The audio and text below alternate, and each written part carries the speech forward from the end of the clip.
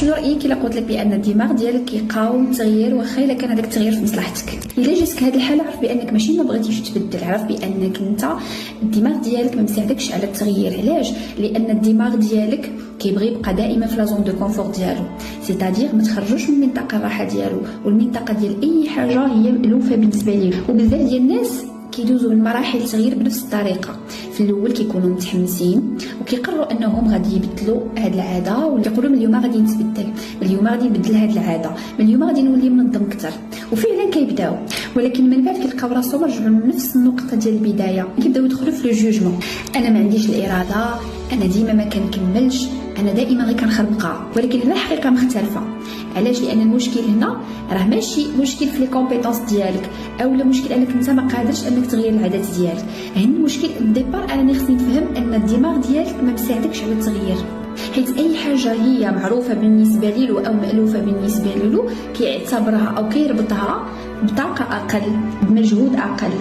فالدماغ دائما تيبغي الروتين، وتيبغي دائما الحاجه اللي هي معروفه بالنسبه ليه، ما تيبغيش يكتشف شي حاجه جديده، ما تيبغيش يعرف شي حاجه جديده او لا يعاوني انني نكتشف شي حاجه جديده. بحال واحد الطريق مشيتي فيه بزاف ديال المرات، فبكثرة ما مشيتي فيه ولفتي به فولا كيجيك ساهل. اما الطريق جديد فكيكون شويه طويل. علاش؟ لان كيحتاج منك مجهود، كيحتاج منك تركيز، كيحتاج منك واحد الوقت باش انه من بعد كيولي طبيعي. هنا كاين السر.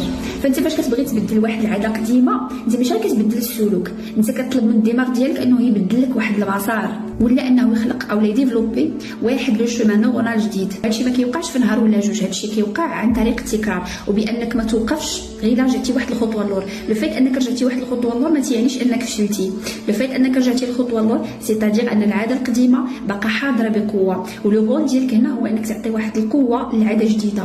بمعنى باش نعطي قوه للعاده جديده انا خصني نعطيها واحد المجهود، خصني نعطيها واحد الوقت، خصني نعطيها واحد الانرجي بالتكرار، وانني نبقى دائما اون بيرسيفيرونس باش نقدر انني نبني العاده الجديده وتكون غالبه على العاده القديمه.